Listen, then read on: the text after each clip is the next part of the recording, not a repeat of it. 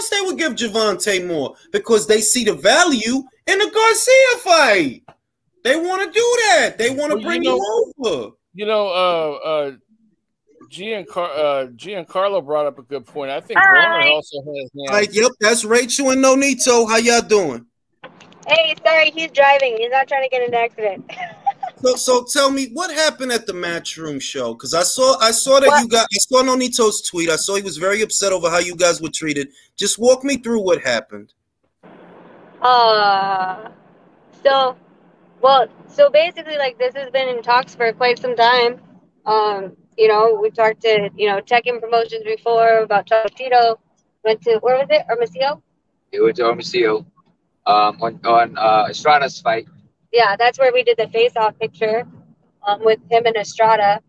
And then, after the BC convention, we had a couple talks there too, and they're like, you should come out and all this stuff. So we went out. We came out there, and we were talking about, being in the ring. And they're like, yeah, like, everything will be fine, blah, blah, blah, blah, blah.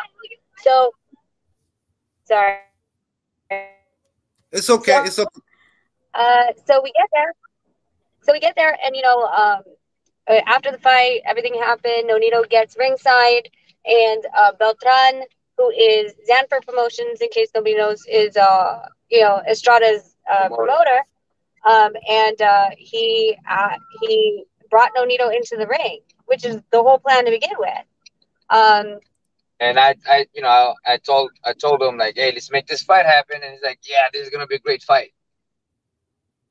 So in other words, you guys had happen after that.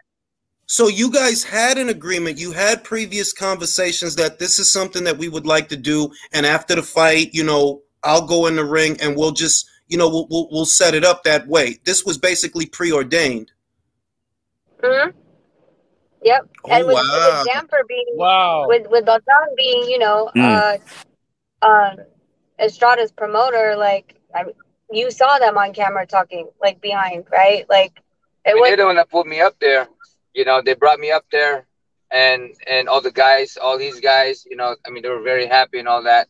They brought me up there. Zanfer, very happy. Fernando was very happy, and and I was telling him, man, let's make this fight happen. Let's do this. Let's get it done now. Yeah, and all of a sudden, the security guy, one of the security started trying to pull me.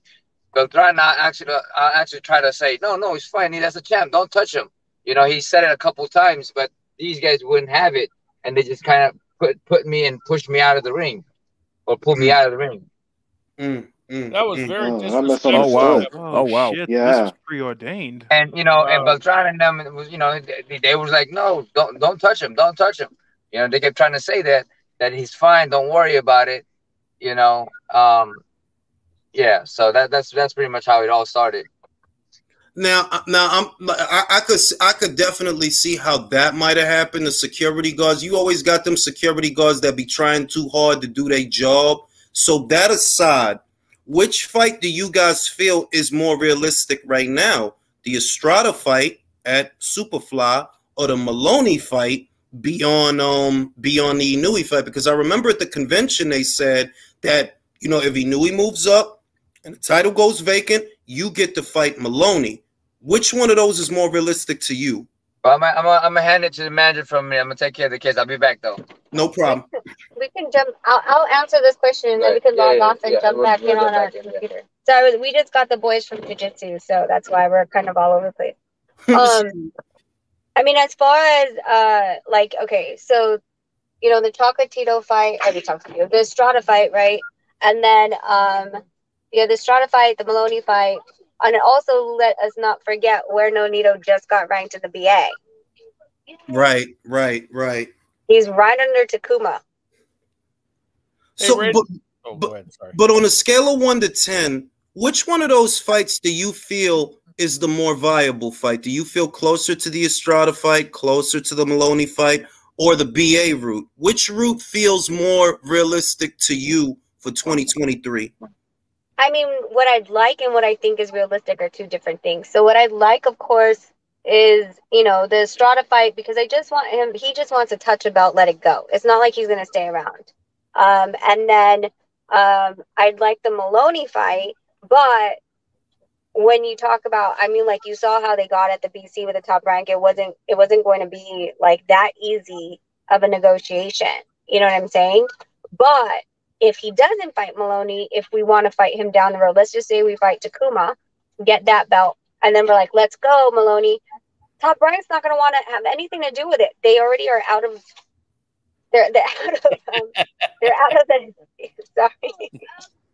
They're all out of they're out of the staff. They're out of the ability. Like, we can't corner them anymore, is what I'm saying. You know what I'm saying? There's no. He doesn't have to do anything. Hi there. What up, little man? What up, little man? I see what you mean. That you sense that if you tried to go the Maloney route, there would be friction. That's what I'm getting at. If you tried to go for Maloney, even though you're in line, there might be friction. Whereas with Estrada, is Estrada receptive to fighting Nonito? Yeah, and so is Beltran, who is the first in line before Matchroom. I do not know the contractual relationship, though, between Estrada and Matchroom, of course. I don't know if it's a service agreement because he still has Danfer. I don't know if it's a co-promote. So those like little, intricacies in which kind of contract he signed, I have absolutely no idea. So I can't talk on that. But I just feel like just how everything happened at the BC, them saying that we're going to negotiate like a 50-50% per split, like, I know what you're trying to do. You're trying to grab Nonito's money because Maloney's not made the money that Nonito has. You know what I'm saying? Yeah. So we'd be taking a pay cut, and Maloney would make his highest payday with us. And them just trying to, maneuver where Maloney gets to be the champion without fighting us. Just stuff like that, like, I feel are going to be a little bit bigger barriers in the long run. So that's kind of why I feel like, okay, I'd rather like kind of bite my tongue and really try to make that Maloney fight happen, because once we let him out of the corner, there's no way to say that they'll ever want to fight us again. Yeah, because the Maloney, like I could see Estrada, but Estrada has so many options. Like, you have the Ioka versus Franco winner, which I heard something about that he's looking at that guy, and it's a unification match. It makes sense for him, and I'm thinking, does he really want the Donaire fight, or does he want another belt? Does he want a unification match, because there's going to be 2 belts on the line in that fight? And that's where Maloney makes sense, because we know he's not staying at 118 after this month. He's going to move up. Belt's going to go vacant, and then you guys can compete for it. So yeah, but that's the thing, though. Like, okay, so let's just play the game. When is Inoue going to move up? True. We don't know, right? True. Can he vacate it in the ring? Yeah, he can. If I was him, I wouldn't. I would wait till I have a fight definitive in 122 that is meaningful for me to relinquish my belts. Not saying that he's not going to, but he literally has to look at every single sanctioning body that he's in and position him, which one's going to give him the best position to move up to 22. And you can't do that without holding your belt. I'm going to give you some psychic powers. I believe that Inouye's going to use the WBO. He's going to become WBO super champion and use that to move up in weight for the BO with Stephen Fulton, because that's who he's been talking about. He's been talking about moving up in weight and taking on Stephen Fulton, who has the WBO at 122. Now, I don't actually think he's going to get the Fulton fight, but I do see him becoming mandatory for that belt, the same way Crawford did it when he was at Top Rank. That's what I think he's going to do. But to your point, but Fulton is fighting for the interim against Figueroa at 26. Exactly. So now that's on hold. So where does the time? This is what I mean. This is what I mean. I believe he knows he's not going to get Fulton in the ring, but he can get Fulton's belt. If Fulton doesn't comply with the order, he gets the belt. He becomes a champion at 22, at which point he fights MJ Akhmadaliev, which is way in the future, right? But basically, I think he's going to go the BO route, because that's the route most top-ranked fighters go anyway. Crawford used that to get Jeff Horn in the ring. I think he knew he's going to use that to try and get Stephen in the ring. And if he can't get him in the ring, he'll at least get his belt. Yeah. Okay. Yeah. I don't know how long you guys are gonna be on, but I literally have to stick these little boys in the showers and get them into bed. If you guys are on later, we'll hop on. But yeah. Yeah. You know, By the way, I think your husband knocks out Maloney. By the way, if he was the That's fighter. why I want him to take the In fight. 4 rounds. I literally just said that. I'm like, look, I know Nonito's not young, but power's the last thing to go, and that left hook still has power on it. I like the fight. Nonito has that Nonito Estrada is legend versus legend, though. Hey, Rachel, by the way, I didn't know that was you guys, so I apologize for saying somebody was posing as you guys. I didn't know. Well, that's why Nonito was like, he's like, because he's, when we're driving, we listen to YouTube. And you guys popped up, and he's like, who's talking? I was like, Ring IQ. He goes, someone from Ring IQ Twittered me. I was like, okay. He's like, ask if it was them. And so that's why he told me to type. Yeah, that was me. That was me. And see you later, Rachel.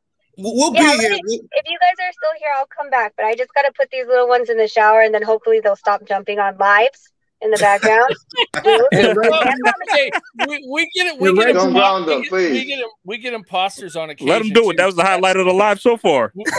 Hey, Rachel, you still owe me a shot, Rachel.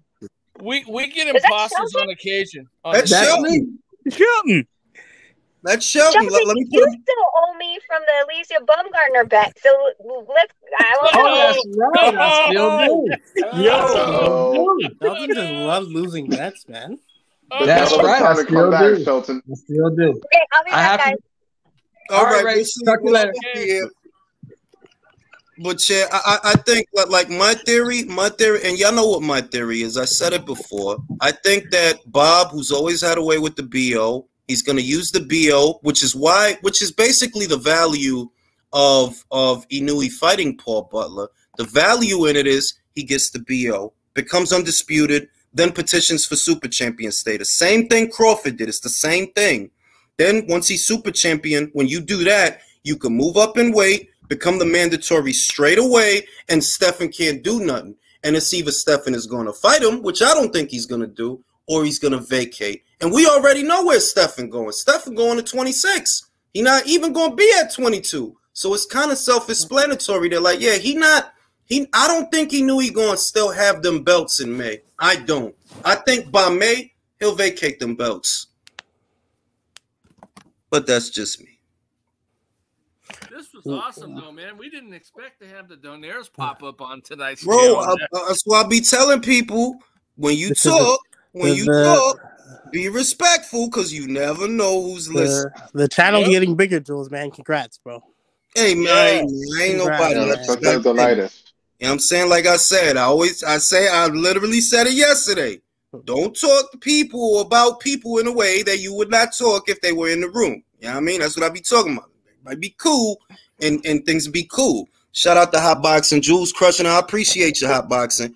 And yeah, yo, like I think the wheels is rattling and rolling between them weights. That's one thing I give Matchroom a lot of credit for. Up until recently, 112, 115, they weren't getting attention like that. Most of the attention was going to 118 and not really 122. But now the flyweight division is a hot division. You know, Bam Rodriguez, Sonny Edwards, you know what I mean? Artem Dalakian. These are fights that are getting talked about. Superfly.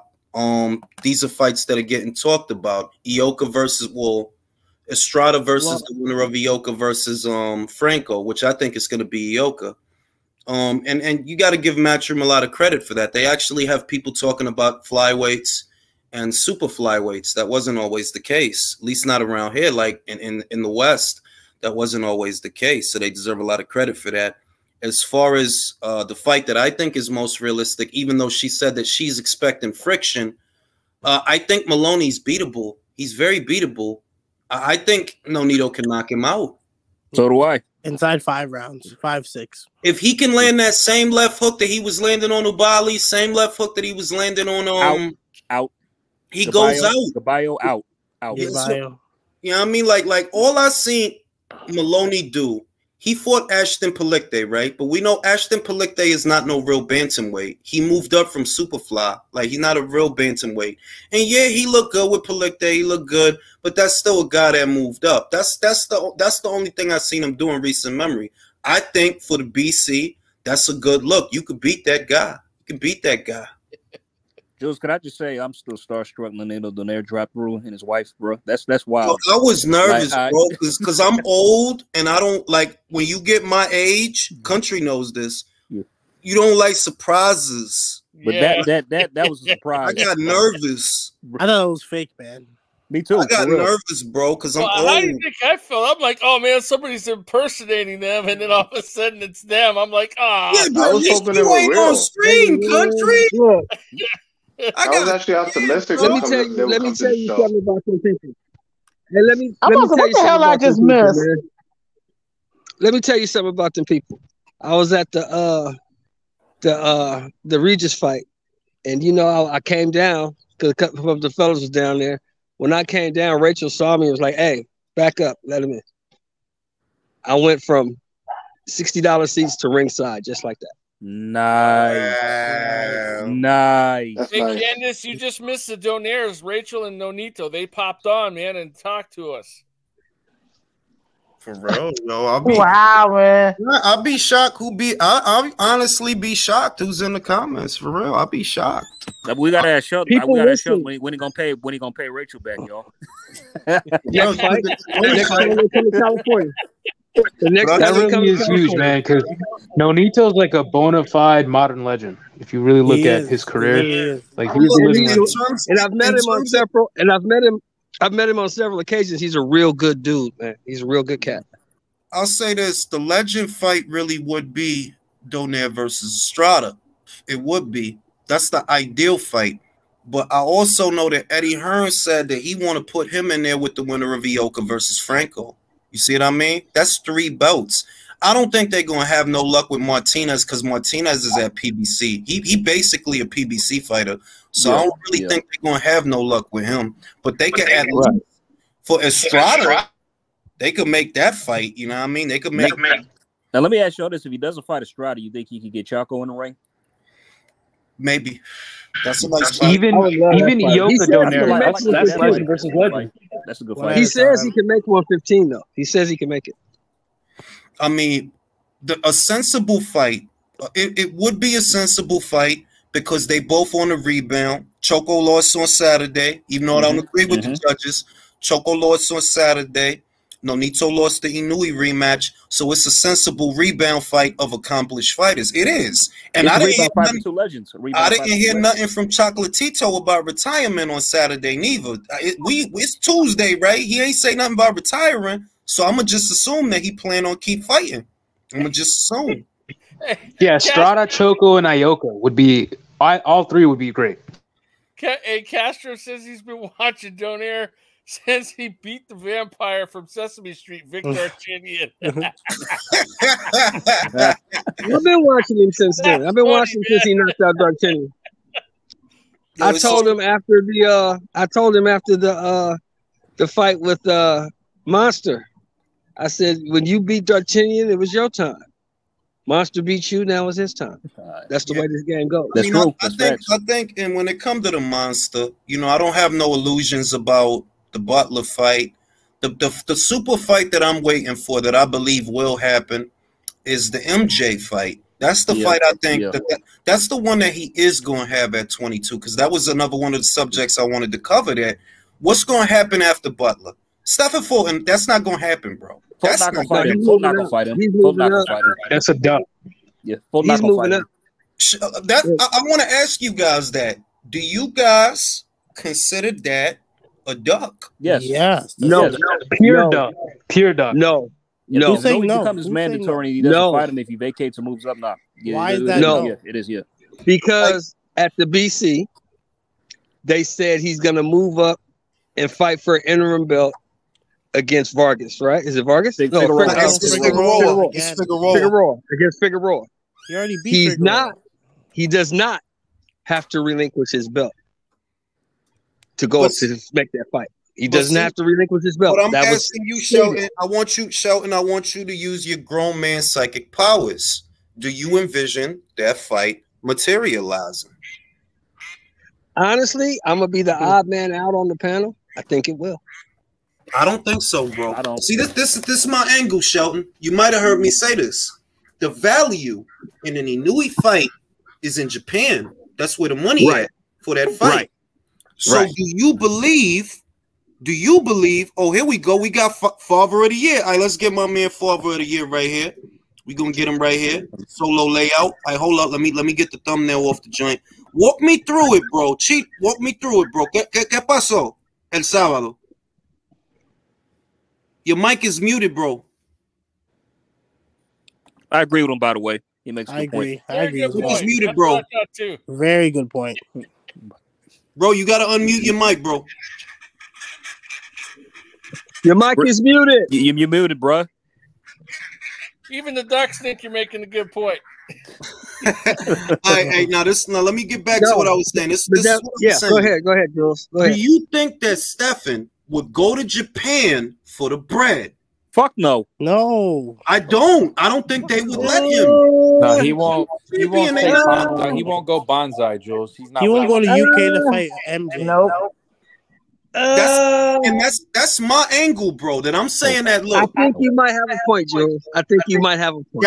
That's what I'm. Look, he's an unbeaten champion. They gonna send him to a top rank show to fight in Japan. Well, not even a Honda show, not even a top rank show, because that's really a Honda show. To fight Inoue in Japan. No, they not gonna do that, bro. Of course not. They didn't want to let. I don't think he's gonna do it. I don't think he's gonna do it. Exactly. I don't think he'll do it. They didn't. Now, if the fight happens in America, he'll take it. But in Japan, no. I don't think. And the other thing is, look, if you Inoue and you getting bread in your own backyard, you getting money in your own neck of the woods, you're not gonna be pressed to come to America to fight at the Hulu Theater and shit, bro. I could get 20,000 in my country. I could get 20,000 of my people to come see me. If I come to America, where y'all gonna put me at? The Hard Rock? Yeah, if you don't take a mandatory and a career high payday, that's a duck. I mean, that's what we here for. Differences of opinion, folks. I mean, you can say that, but look at the age. But look at the age we live in. How many people have done that? How many people have done that? Fight. That fight stops the boxing world. How many people have done that this year? This year. I'll tell you what, Shelton. I'll meet you halfway. I'm gonna meet you halfway.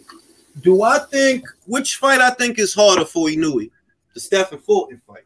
That's the fight I think is harder. But yes. Is Stephen Fulton going to do what he got to do? Do I think he's going to do what he got to do? Absolutely not. Absolutely not.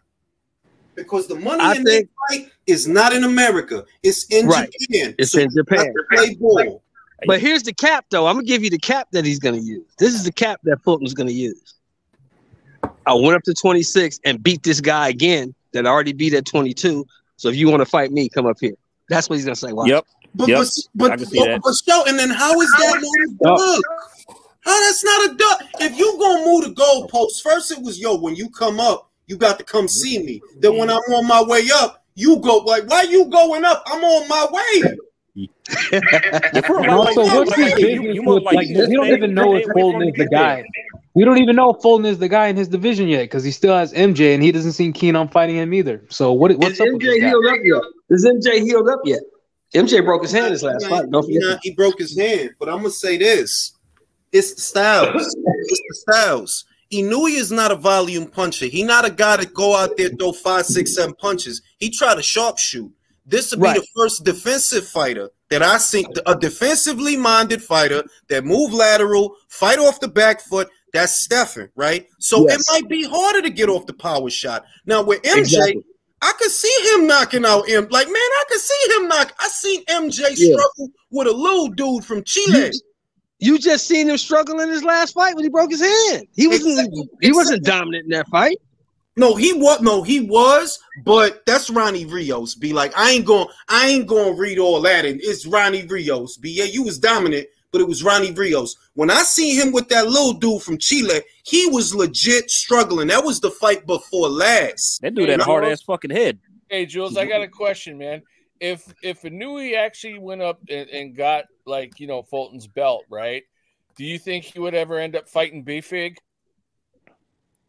No, wouldn't happen. No, he'd never fight Figueroa. Figueroa's too big for him. It's not. You know what the thing is? I'm not going to say that I don't think he would fight him. My thing is, before it even becomes about whether you want to or not, they got to let you. And I don't see Figueroa going to no top rank, bro. No, it ain't going to happen. It don't go down. You're not going to go to top rank, and you ain't going to go to Japan. The reality of it is very simple. Inouye is worth a lot of bread in Japan. He getting Amazon money out there. For those that don't know, he getting Amazon money out there. That's a lot of money. It's a lot of bread. It's a lot of bread. And you say, okay, well, Figueroa, you don't get that kind of bread in America. You don't, though. Like, it's not a knock, but nah, you're not getting that kind of money. Fulton, you're not getting that kind of money either. Is Fulton even getting $1 million? No, I don't think so. No. Even 700K. So when you see, hold up. So when you see that, like, yo, if I fight this little ass man, it's mad bread. A lot of money. You know what I mean? It's kind of like a no-brainer. And in spite of it being a no-brainer, it's not, none of that shit is going to happen, bro. Like, ain't going to be no Figueroa Inouye, ain't going to be no Fulton Inouye. It's going to be MJ Akhmadaliev versus Inoue. And we'll see what Stephen decides to do with the BC, because I'm confident he's going to vacate the BO. I'm confident he's going to vacate the BO. Yeah. By the way, I got a question. Has the WBC ever ordered anybody to fight for an interim title before? Yes, they have. That happens. That happens. Okay. What's weird about the order is you're ordering a fight between two guys at different weights. Yes. That's weird. Yes. Hey, Jules, so do you think that Figueroa and Fulton are going to rematch at a higher weight, like 126? No, they are. That's a fact. Yeah, they ain't fighting that featherweight, bro. That's confirmed. It's confirmed already. Oh, yeah, okay. That's why I asked, like, yo, do you look at it as a duck that all of a sudden Stephen about to go up as Inouye making his way to him? He coming to you, bro. When he beat Butler, like I just said, he beat Butler. He get the WBO super status. With that, you could literally become Fulton's mandatory off top. I mean, because the thing about Fulton is like, all right, so he was ordered to fight, he rematch Figueroa on 126. Stay at 120. I mean, stay at 122.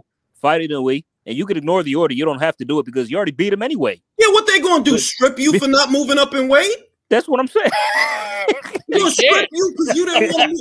Strip me of what? I don't even have a title at featherweight. This is what I'm saying. It's like for that. Stay at 122, fight Inouye. If he becomes your mandatory, and like ignore the WBC order. Because you already beat this dude anyway. You know what I'm saying? Like, if I don't, so what y'all telling me that if I don't go up to 2-6, you gonna take my title at 2-2? Because I don't have a title at 2-6. They gonna take the boxing road, man. Shit don't make no sense. So I'm like, look, and the other thing is, this the other thing. 2-6 is a better weight for Brandon. Because he big as shit for them weights. Oh, yeah, he's fucking huge. For them weights, for featherweight, he was huge at super bantamweight. And at featherweight, he big for featherweight. He probably going. I ain't trying to say this. He caps out at 130. He caps out at 135. Yeah, I think he caps out at 30 because I don't think he going to hit that hard at 30. I don't. He got height, but he going to be like another Leo. That like, yeah, you throw a lot, but it's not that much on the shots. 2-6 is a good weight for him. And Stephen, you don't hit that hard at 22. I was going to say that too, but you know he stopped Neary, so he did stop Neary. Hey, Crazy D says that if Fulton vacates the WBO, it's going to be Inouye versus Aleem. Nah, I'm telling you right now, it won't. It don't go down. It don't go down. I'm telling you, it don't go down. Now it's possible because Aleem, to my knowledge, I think he would Probellum. I think he was Schaefer. So it's possible, but do I see it happening? No, I don't see that. So yeah. The shit is a duck, man. He's mandatory. You get a career high payday. He has a size advantage. Come on, bro, just fucking fight him. But how many times have we seen that happen this year? You didn't answer my question. We've seen a few motherfuckers duck their career high payday. But it's still he joins them. He can join them in that fraternity. That's what they do. That's what they do nowadays. Oh, I don't want to fight him. He's nobody. Fulton moving up to 126 is like the ultimate. Yo, why you backing up? Why you backing up? Like in a fight. For real, like it's just the thing. Months ago, at least a year ago, Fulton was the one that helped to initiate that conversation of a potential Inoue versus Fulton fight. He started all of that. He got the ball rolling. So it's kind of like, all right, fam, like I ain't even gonna hold you. It's okay to call somebody out. That's the business. But don't leave now. How you gonna leave now, bro? That's the thing. Are you serious about the call out? You know what I mean? That's what I'm saying. How you gonna leave now? He one fight away from going up. Hey, Rachel's back. I got you. Yeah, but either way, they couldn't make the fight because She says Reese isn't with Provellum. Isn't he with Richard Schaefer, Reese Salim? Yeah, I mean that's what makes it look like, yo, dog. You was talking about the dude, and that's cool because we all knew. Yeah, he knew he moving up to Super Bantam is just a matter of time. He's gonna do it. He is gonna do it. So it's just a matter of time, and you could court the idea of the match. But what makes it look crazy is that, okay, well, he's about to go up there, bro. He about to be up there with you, and he's gonna be your mandatory challenger in all likelihood. He's gonna be your. So to facilitate the fight is there already, and at this point in the juncture, why is going up the feather? Who's chewing the microphone? Brandon again for what? She says that he's with King's Promotion. She believes. Oh, King's Promotion. For those that don't know, King's Promotion also promoted. I believe they still promote Alicia Baumgartner. I believe. Yeah, because it's a co-promotional thing. Like she's King's. She is. I believe she still is King's Promotion. I know she was Don going King? into the. Not Don King. Not Don King. Not Don King. I was thinking that too. I was thinking that. I'm like, not Don. I just wanted to clarify. That's all. But that's at least for me, Shelton. That's what ruffles my feathers about it. That why leave now? Why leave at this point when the fight is basically right around the corner? Why leave now? And for Brandon, that you beat already. Right. Yeah, it does sound kind of fishy. It does have a little duck sauce on it. That's and look. I said that shit months ago, bro, that I was like, look, I love the fight. I love the idea of the fight because Stefan is a different challenge for Inoue than Emmanuel Rodriguez and everything he's seen so far. It is a different challenge. This is a completely defensively minded fighter. But the politics, bro, like, I was like, man, that shit ain't going to happen, bro. They ain't going to fight. It's something going to fuck it up. And here we are, bro. Here we are. It ain't going to be Inoue's fault, so I got to say. Yeah, I mean, he literally has every advantage, stylistic too. Like, just take the fight. He ducks MJ too if he moves up. By the way, that's also yeah, that's true.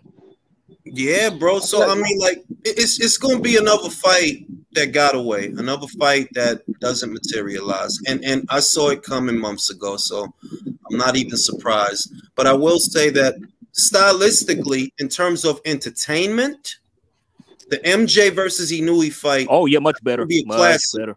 That's going to be a classic, and you know, provided that his hand heals, because he got a fucking mandatory. You know that, right? He got another mandatory coming by way to IBF. Who? MJ? MJ. He's already got another. It's already another order for him to fight another mandatory. Damn.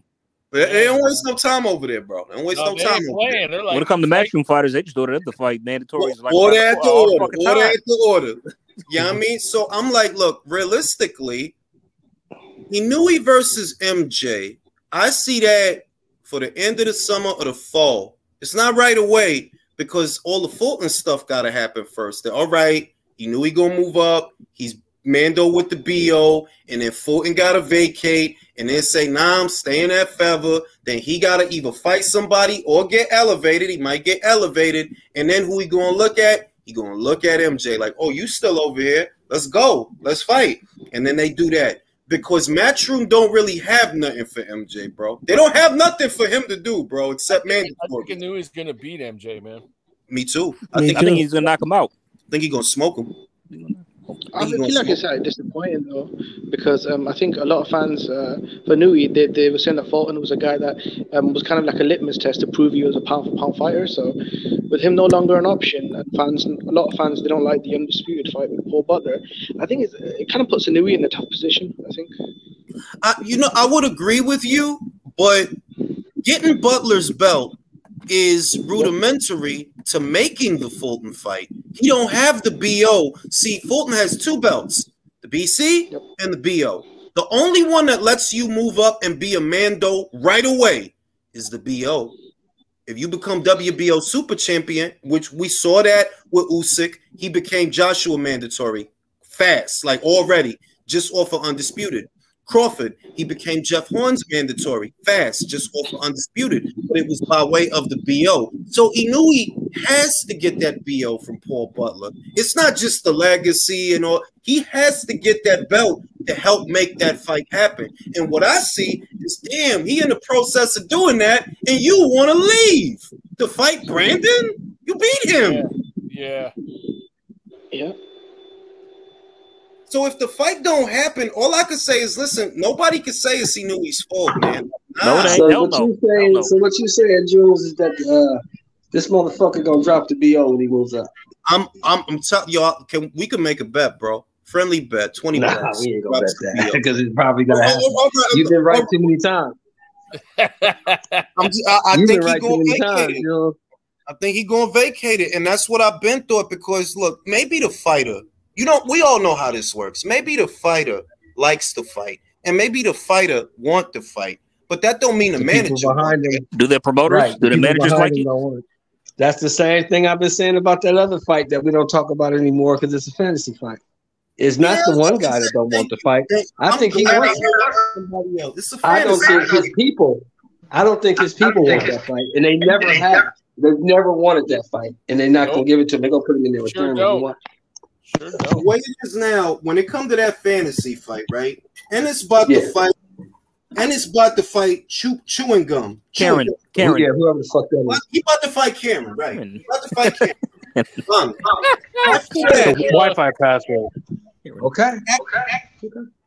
After that, he gonna have an IBF interim. So he gonna put Spence in a position where Ennis got to be next, so you got to come out of that. You got to come up out of that. Let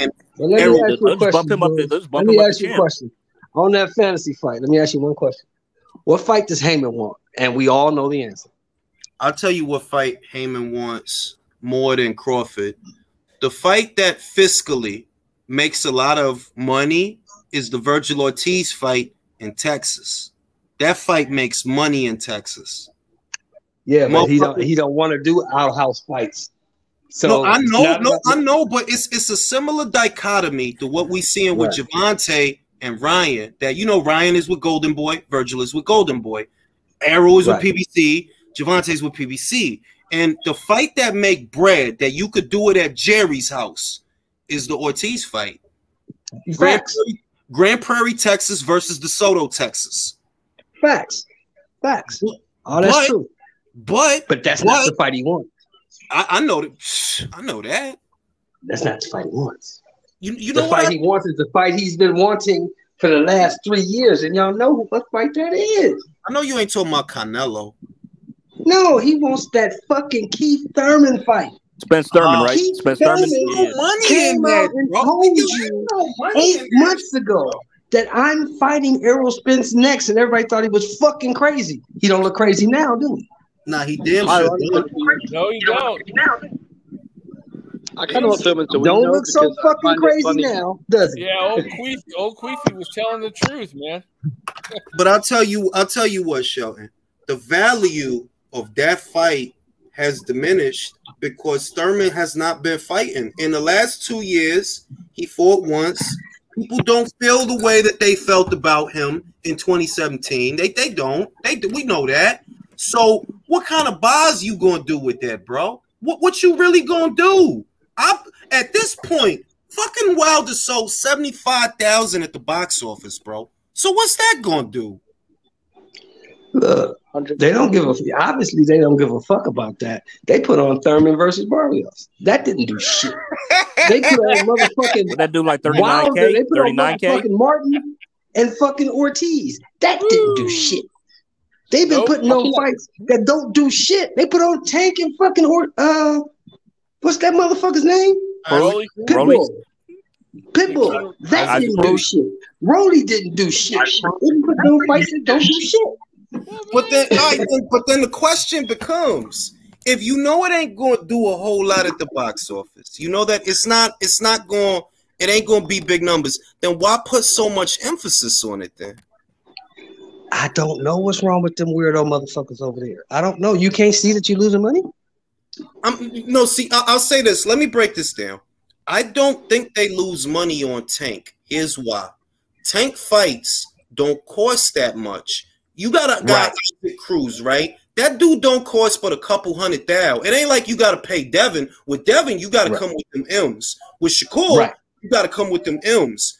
The guys who fighting, they don't cost nothing. Like, come on, B. You ain't got to break the bank to pay no Isaac Cruz, no road. You don't got to break the bank to pay them. So really, the bulk of the cash, and that's what is Davis. And that kind of proves my point, because you ain't got to break the bank to fight Keith Thurman either. I don't know about that. Keith Thurman is asking for a lot of money. How much did he make for the Barrios fight anyway? You ain't got to break the bank to fight him. But ain't that the same Thurman that wanted? Look, the reports say $10 million, man. both Brian McIntyre and Jaron Ennis's father do the same number out there. They said Keith Thurman wanted $10 million. Of course he did, because he didn't want to fight either one of them. Hello, we know this. He didn't want to fight either one of them, so he's going to throw a number out there that he know they not going to match. He needed that for the insurance bill. He know they not going to match him no $10 million. I'll tell you That's what. why he said it. This is my thing, right? Okay. If you Al, you know what I mean? It looks a lot like Errol's welterweight campaign is coming to a close. So you about to move him up. It looked like you about to move him up. But if you move him up, look, ain't nobody waiting for Errol to fight Jermell. That ain't going go down. It's not. But then what he going to do up? Like, yeah, you could put him in there with Fundora, but that's not a money fight, bro. Come on, really? No. I tell you Spence Garcia too. Spence Garcia too at 154. That don't make no money either. That don't make no money either. Nobody want to see that. Nobody want to see that. Spence versus. I tell you what, nobody wanted to see that is exactly why they'll make it though. Spence but here's the thing that you could do though. If motherfucking if Fundora loses to Harrison, you could make that fight. Now I'll tell you what. Tony, he could win that fight. He could, but we've been here before though. See, my thing is this. This is the Willie Nelson fight all over again. Remember Willie Nelson? He was like 6'2", real tall, and he don't fight from the outside. He lean over you and crowd you. And I'm like, man, that's the same shit Fundora does. It's the same shit. So the question is, has Tony learned from that fight and figured out how to deal with it? Because that's what Sebastian Fundora going to do, bro. He going to do the same shit that Willie Nelson do, the same shit that Jarrett Hurd did. Have you figured that out? Because we see that Fundora can be put down. Lubin knocked him down. Sergio Garcia had him looking crazy. He not right. It ain't like he can't get got to. He can be gotten to. But have you learned how to? Shit. I went to that fight. I was at that fight, and Ocampo gave that motherfucker problems. All right. You see what I mean? Hey, Jules, Rory Johnson says, whatever give Keith once upon a time Thurman a nice payday, and we don't have to hear from him anymore. I mean, I'm telling you, I smell an upset though. I feel like this is almost like Wilder and Joshua. Wilder swerved Joshua to cherry pick Tyson Fury coming off the sofa, right, for like after 4 years or whatever, and he got fucked up. I feel like Keith Thurman's actually gonna shock the world, man. I got a weird feeling. You got Keith Thurman winning that fight? Yeah, I got Keith Thurman beating out Spence. Oh my God! Wow! I have another. The universe is funny, man. If Keith wins the fight, wait. if Keith wins the fight, does his hair start to grow back? Yes. I think so, bro. He gets a full afro at that point. He get the golden ponytail like Goku. I'm gonna say this. I'm gonna say this. Bro, I don't think if Keith won that get. fight, that'd be funny as hell. I don't think we go get undisputed at 47 anyway. But if Keith wins that fight, we definitely ain't getting it. He ain't fighting Terrence Crawford. Nah, he's not gonna fight Terrence, bro. Hell no. Oh, You know what? All right, here's the precarious situation, fellas. See, Errol probably, if he win, he goes up. Keith not going to 54, bro. He's not. He's not, fellas. So if he stays at 47, all of that is your problem. Jaron Ennis is your problem. Virgil Ortiz is your problem. Stanionis is your problem, right? Right. One of them gonna get you, bro. One of them gonna get you. Yeah. You don't beat them. He don't beat them, bro. No. Now he don't beat none of those guys. You don't beat them guys, bro. See, with Errol, I don't think I love my boy Jimmy. That's my partner, but I don't think he beats. I don't think. I don't think. It's like Joe says, bro. The universe can be funny. The universe is a funny I don't thing. think fucking he beats Thurman. I don't think Thurman beats him. I think Thurman gets stopped. No, he'll be dog food for those guys, man. He ain't getting past them. Because guys like Boots, Ennis, Virgil, it's like they're just waiting for an opportunity to get their hands on one of these guys. They are. The worst shit that can happen to Keith Thurman is he win that fight, because then, Ennis is your problem now. What you gonna do, Keith? What you gonna do? See, but I think he will move up because he did say he said he'd move up to fight Lara or Danny Garcia again. That's what he said. So who the fuck is he gonna beat at 54? Who's he gonna beat? Beat nobody up there, bro. He's gonna announce his retirement. If he wins, he's gonna announce his retirement. Nobody. Who got the echo? Who got the echo? He don't beat them. Look at what he had. Look at what he had to go through with Josecito Lopez. Look at what he had. Look at what he had to go through. Yo, who mic is that? Who mic is that, bro? Who mic is that, bro? It's Julio's. It ain't me. I'm muted. It ain't me. Not me. I was muted. All right, I think I got it. Look at what he had to go through with Josecito Lopez, bro. Yeah, he ain't beating nobody at 54. He don't beat nobody up there, bro. Sergio Garcia run over him. Brian Castaño will run over him, bro. A 40-year-old Manny Pacquiao. Erickson Lubin beats his ass. Come on now, stop. Fuck around, bro. Yo, he couldn't stop Barrios, bro. He don't belong. He ain't got no action at 54. I think the Banana Man he ain't got action and shit. He don't belong up there, bro. He don't belong up there. He don't have it. See, with Spence, if he were to beat Spence, the one way I could see, and not that I see him beating Spence, because I'm with Shelton on this. I have Spence beating him. But if he were going to beat Spence, it'd be on some spoiler shit, on some Danny Garcia shit, boxing from the outside, moving lateral, pop, get out of there, pop, get out of it. Ain't like he going to take it to Errol. Well, I'm going to say this also. I don't like how Errol look when he get hit. Y'all know that. Y'all know that. Yeah.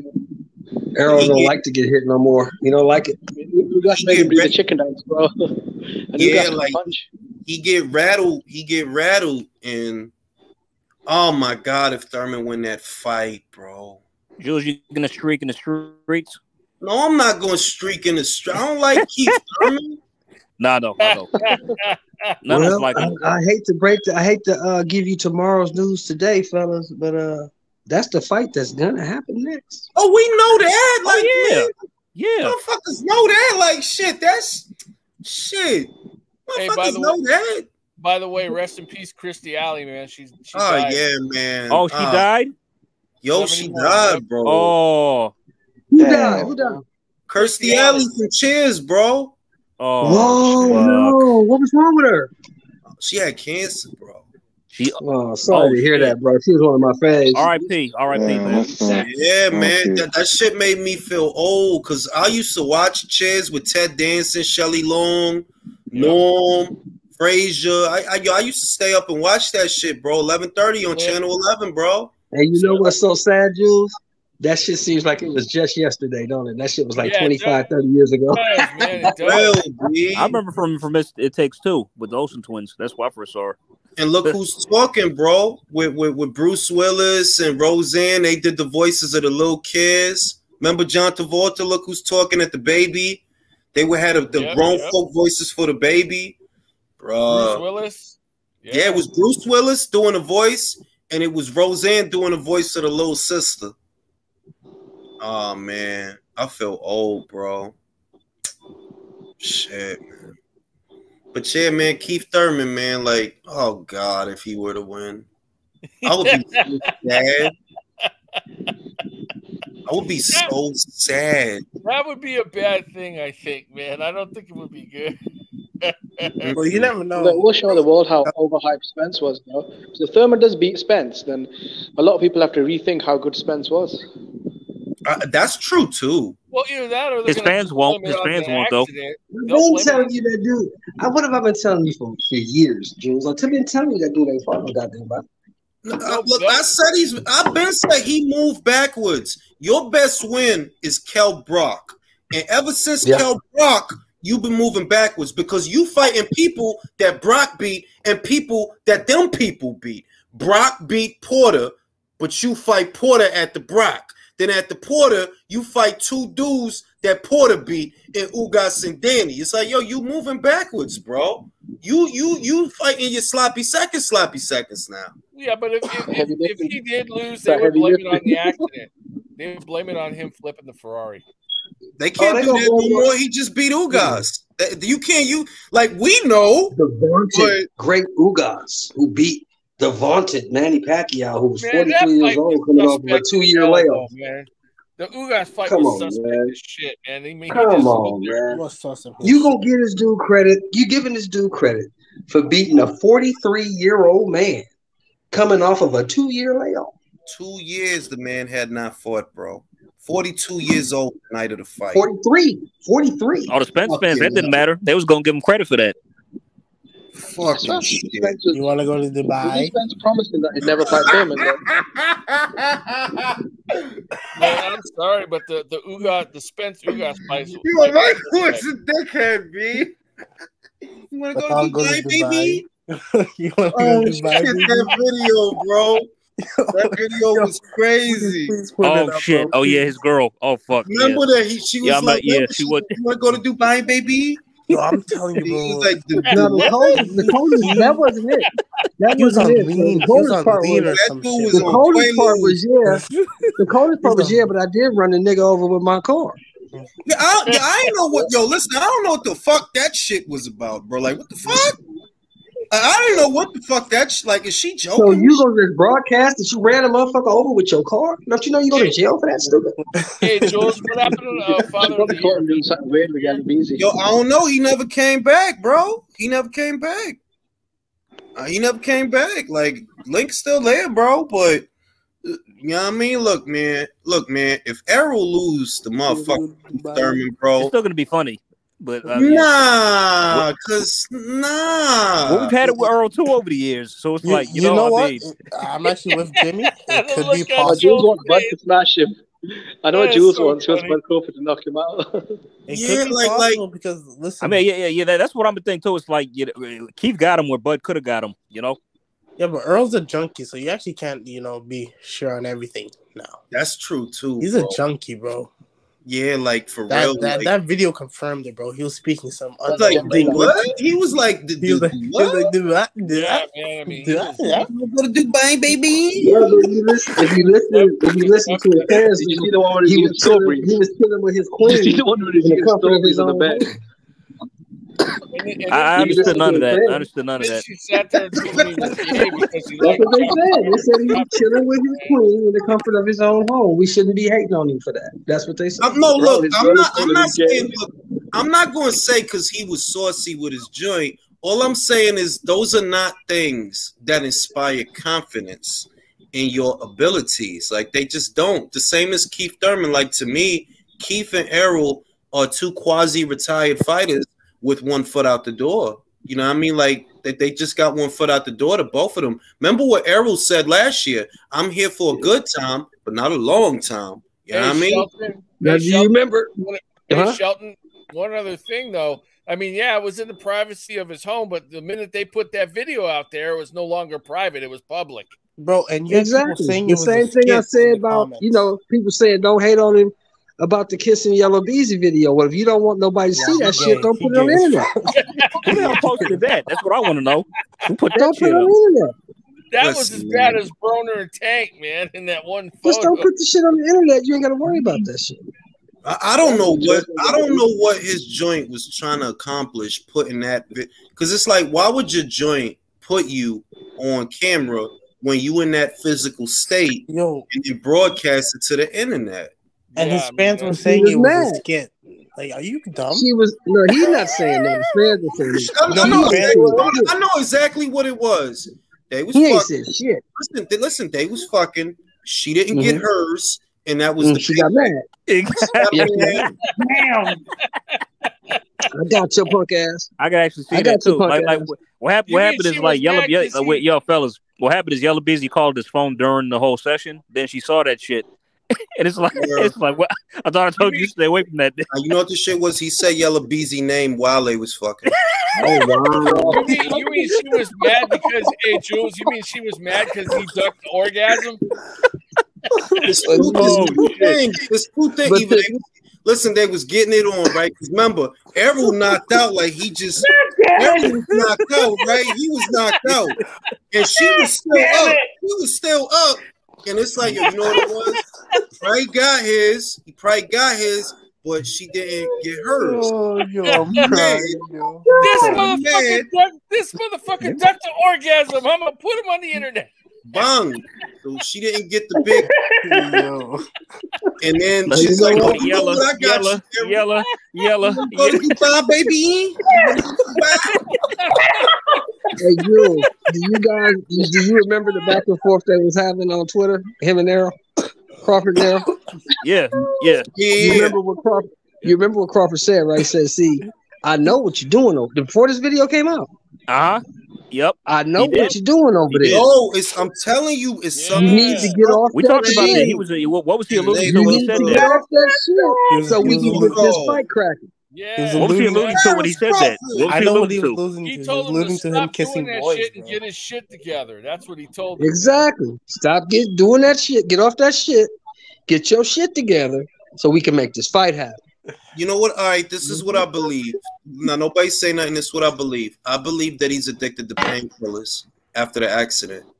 The only way I could reconcile, he didn't look drunk, didn't sound drunk. He's on something strong, and I believe he might be addicted to painkillers because opiates, that's likely what they gave him after the accident. Painkillers, you know what I mean? Like opiates of some kind. He probably did the shit and then ended up not being able to stop. Yeah, I know people who are on oxy, and that's exactly how they sound when they on oxy. There you go. That's exactly how they sound. I think that's what the shit is. Be like on some real because why else would Crawford have said that? He obviously know what the fuck he talking about. Why else would he have said that? Yo, I know what you're doing over there too. Better get your shit together. Then like a day later, that video drops. You want to go to Dubai, baby? I want to go to Dubai. And this is coming from the same guy, Crawford. And this is coming from the same guy, Crawford, who all these minions were saying he ain't gonna get no 10 million. He's not even gonna get paid for that fight. What happened last week? What happened last week? I said, look, this is the other shit. This is what I think is going on with Black Prime. This is what I believe that is. Somebody's doing Crawford a solid. That's what I believe that is. Somebody doing him a solid because they know he's in a bad spot. I believe somebody just going out their way to do him a solid to hold him down. Like, yo, I got you. I hold you down. That's what I think that is. And you know what's so funny? A couple months ago, did you see that video with him and Jay-Z? Bang. He's friends with Warren Buffett as well, too. And what does Jay-Z say? I'm just looking out for my man here. Listen, I'm just trying to help my man out. When I see that, what I see is, look, fiscally, nobody in the industry of boxing would stake that much of their own money on that fight. Come on, fiscally, it's very irresponsible. So whoever's staking that money, they basically giving it away. Like, look, man, I don't care what the show does. I got you, bro.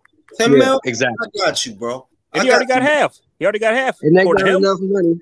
And they got enough money to wipe their ass with 10 million. And it's either Warren Buffett or Jay-Z. Exactly. Either Warren Buffett or Jay-Z. They the only ones with that kind of money that, you need 10? I got you, fam. Don't even worry about it. We ain't worried about what the pay-per-view do. We ain't worried. That's a drop in the bucket for those guys. And listen, for those that think it's all fake, Bob Arum said it himself. I don't know about Bud, but I know about David Evanesian via Frank. And he already got paid. Bang! And he said it's not chump change either. He got paid. And he also said, I don't know anybody who would give away that kind of money. But you said it. You said it better than I could. It's only a couple of people with that kind of money. Exactly. Yeah. A couple that they could just throw 10 million. Like, man, I ain't worried about no $10 million. Here, take this curveball. Oh yeah. It could be Daniel Kinahan, but I doubt that. He's in too much hot water right now to be trying to float any kind of money around. That's what I was going to say. That it's too hot to move 10 mil, bro. It's too hot to move. It's too hot for him. It's too hot. It's too hot for him right now. You know, he got that kind of money, but it's too hot for him to move that kind of bread. Right. And the fact remains that it's still going back to that fantasy fight that we talking about. The other motherfuckers he was dealing with never wanted it in the first place. They never wanted that fight. They never wanted that fight, bro. At the end of the day, it made me sad because he did not get to live up to his potential. You know what I mean? He, to me, would have went on to become this era's premier heavyweight. I mean, welterweight. I'm confident about that. Yeah. Put Danny Garcia in the ring with Terrence. Terrence will stop him. He will stop him. He will stop Thurman, and I firmly believe he would stop Errol Spence. I said it 2-3 years ago. If you put Sean Porter in the ring with Crawford, Crawford would be the first man to stop him. And he did. Because look, Errol Spence is a flat-footed, come forward volume puncher. That's what he is. Yep. That's what he is. Mm-hmm. If you do that against a Terrence Crawford, who's a master of distance, a master of timing, who catches you either in between your shot or he catches you with a shot that you don't see coming. At angles, Errol too. is gonna be food. He's gonna knock his ass out. You know what I think? I think the way I've always envisioned that fight, Errol gets off to a good start. First 3 rounds, he gets off to a good start. By round 4, that's when Crawford start heating up. And that's when he start picking him off from the outs, because that's what he always does. After 2-3 rounds, once we should call him smoking Terrence Crawford, because after round 4, that's when he starts smoking. He just If Thurman never left, he would not have a chance to beat Crawford, man. Crawford would still I always thought that was the worst style for Spence, though. I thought Crawford was the more dynamic athlete and the more versatile technical fighter. So I always thought that style was all wrong for Spence. Yeah. Not just you, Jimmy. Heyman thinks it's wrong. What's that trainer he got there? James thinks it's wrong. Everybody else around him thinks it's wrong. That's why they don't want to fight. Hey, Castro's saying if Thurman never left, he'd have a chance to beat Crawford. I don't. Never had a chance to beat Crawford. That's why he never wanted to fight him. Never had a shot. Let's not blow things out of proportion. Before his hiatuses, this is the dude that went life or death with Soto Caras, bro. I didn't forget. Yeah. Everybody talk about the Collazo. Yeah, the Collazo. I didn't forget the Soto Caras fight either, bro. He was never it, bro. He was never it. He's a good, serviceable welterweight, unified champion. But being real, you tell me, Shelton, would he have beat Kell Brock before the Golovkin fight? No. I mean, very difficult. No. It would have been a much closer fight. Kell could punch. Kell could punch, and he could take a punch. If we talking about 2014 Kell Brook or 2015 Kell Brook, beat the shit out of motherfucking Thurman. The shit. I'll say this about Kell Brook, like despite all his stop, he was never knocked out cold. Yeah, but who he I say this all the time, fellas. I say this all the time. look at Kell Brooks' resume, because you know they always want to go to resume, right? Who the fuck did he lose to? He lost to 3 motherfuckers. 3. Nah, he lost to Triple G. He lost to Triple G, Errol who was Spence, a good fighter and way too big for him. Yep. He lost to Errol Spence, who at that time was a great up-and-coming fighter. And he lost to Terrence Bud Crawford. Everybody else, he beat. So don't come at me with the Kell Brook was washed up shit, because I don't believe none of that. Danny Garcia would not have beat no Kell Brook. No. We know Sean Porter couldn't beat him. We know that. All right? Yep. Motherfucker, you think Flatfoot Danny closing his eyes to throw a hook is going to beat Kell Brook? No. Thurman ain't got a jab. He don't have a jab, bro. Kell would have beat him. Easy. Easy. Too big, too strong. Kell Brook. Yeah, I mean, Soto Grass is hurting you. What will Kell Brooks' right hands do to you? Chocolate brownie. They went to big fats. That's my and dude. People always act like that wasn't a good ass fight when Errol went over there. Kell Brook was giving him the business for a minute.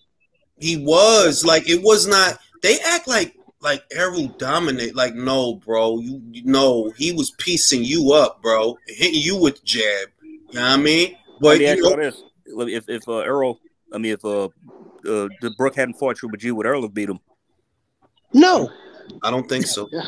No. That's a bad version of Brook. He had to come down 2 weight divisions, surgery, and a knockout loss. It was bad. I know that's a hot take, and motherfuckers gonna be like, "Oh, you're just a hater. You're hating." But saying B, it was the orbital that gave out in the fight, and I'm like, well, if a healthy Kell Brooks, nah, he don't lose. No, they did move up the middleweight, no weight cut, all that. Yo, hey, I'm sorry, y'all. I'm sorry. I gotta tell y'all this. This old motherfucker done done it again, man. Who? Fucking Tom fucking Brady. What he did? This motherfucker just won the game with 3 seconds left. Just beat the Saints. Fucking Tom Brady, bro. Wow. Jesus Christ, wow. Listen, what a difference a divorce makes, bro. Man. Hey, Jules, Leo's in the chat, bro. Yeah, but I'm about to log off. It's about to be 11. It is 11. This motherfucker, man. God damn. I can't believe it. Bro, he got Giselle out of there, and he back to prime Brady, bro. Brady, and look, he didn't even have to come out the pocket. Cause she make more than him. Listen, man. Brady just that dude, bro. It's just like motherfuckers don't have to like it, but he's that dude, bro. It's just his, bro.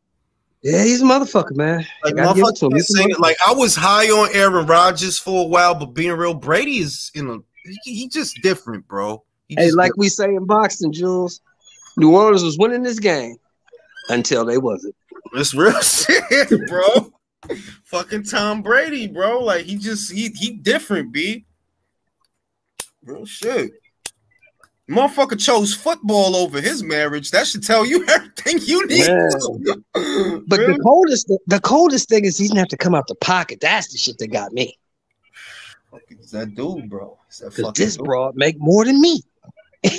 So if anybody got to come out the pocket, it's you. That's facts, though. She make mad money, bro. Oh yeah, she made $300 million last year. Shit, she make a lot of money, bro. Like shit, I ain't got to pay you shit. If we do this shit, you gonna have to pay me. If we do this shit, yeah. Shit, I only make $30 million a year, bitch. What are you talking about? Shout out to Nonito Donaire, by the way, and his wife. Yeah, and Rachel. his wife. Shout out to Rachel and Nonito. Thank you for gracing us. Yeah, thanks for coming through, y'all. Thanks for coming through. Very much appreciated. I am humbled. I am humbled. Jules, you know how we do it, bro. Always a pleasure. I'm gonna let you log off and get some sleep. I'm gonna watch the highlights of this fucking game, bro. Tell the Donaires to come back again, man. Oh yeah, I'll holler at him, man. I'll holler at him. And everybody, it was a pleasure. I will be going live. I still haven't decided because it's so many cards on Saturday, bro. You going for live for Tio? I mean, you know, I'm gonna go live. My problem is Crawford is fighting, and I want to support my guy, But I ain't even gonna be watching that, bro. Jules, we talked about this, so I'm gonna watch them both. You should do the same. I know, but I'm like, bro, man, you ain't got your $4.99 3BLK Prime subscription yet, bro. Bro, I ain't bought the fight yet, bro. I have not bought the fight yet. Top Rank has I already paid for that. I paid for that motherfucker the day it got announced, bro. You and logged on to BLK Prime. Now I'm gonna tell you about BLK Prime. They ain't got shit on that motherfucker you want to watch. Nothing. Yeah, nothing. I looked too. There's nothing there. No, they had like some fights I seen. I seen some shit on their site. They had some fights. They had some street fights. They had some street fights. It was like street grudge matches and shit. I'm like, come on, man. Really? People watch this shit? Nah, come on now. You remember when they had the DVD joints, the DVD series Bum Fights? Oh, yeah. I used to watch that shit.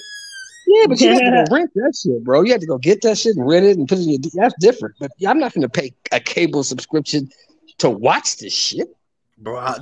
And see, that's what's holding me back. That I'm like, yo, look, it's fucking Christmas. I got 2 fucking kids, a wife. Buy all this shit. I just fucking bought some shit. I gotta buy some other shit. I'm like, damn, bud, why you had to do this? Why? I know.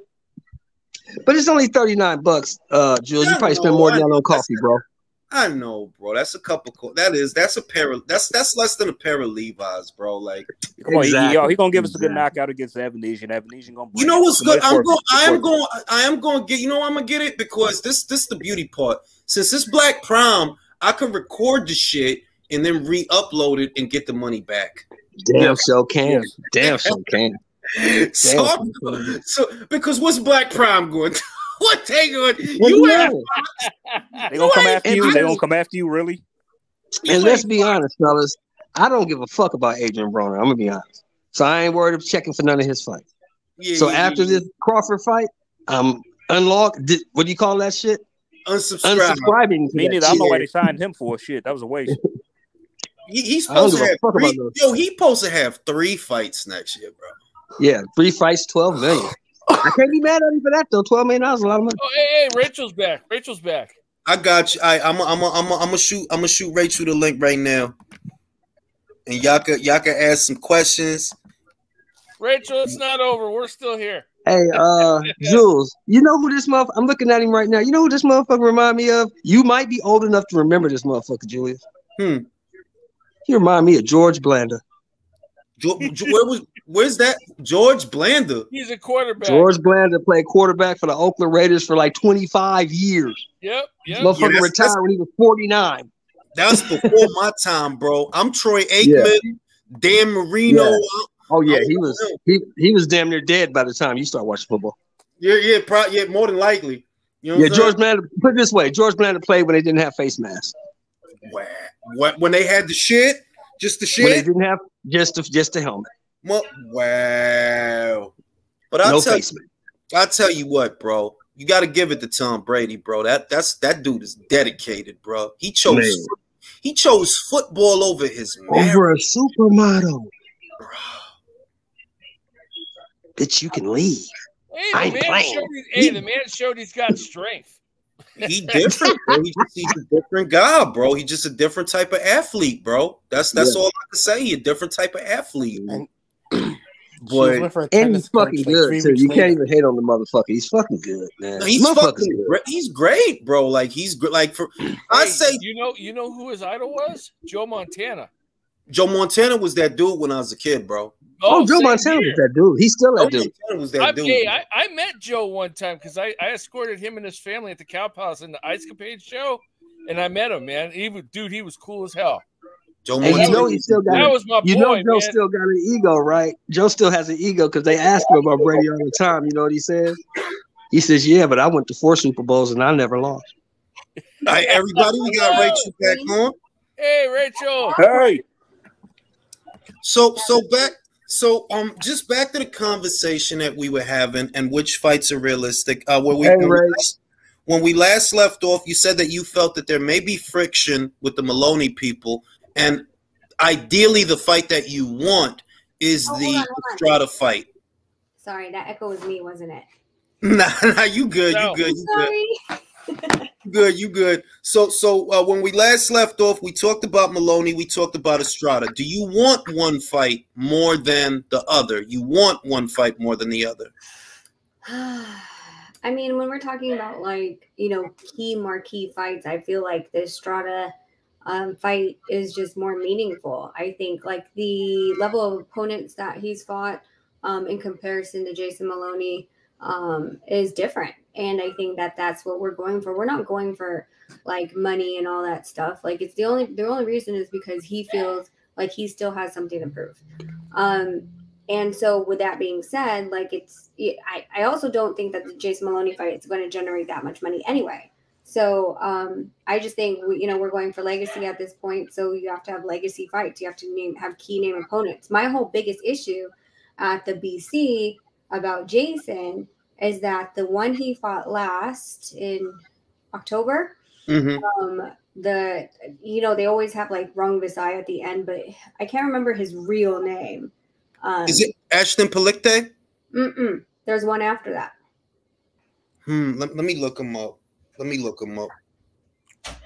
I know he was on an undercard, I believe, of Haney versus Cambosos. I'm sorry. The left side. I'm always better on the right. Okay, whatever. What up, champ? What up, champ? Hey, what's up, champ? What up, champ? What up, y'all? Hey, thank you for being on our channel, man. Oh man, my pleasure, bro. Channel, I mean. Trying to see Jason Maloney. He did have a fight after the Palikte fight. I forgot who, man.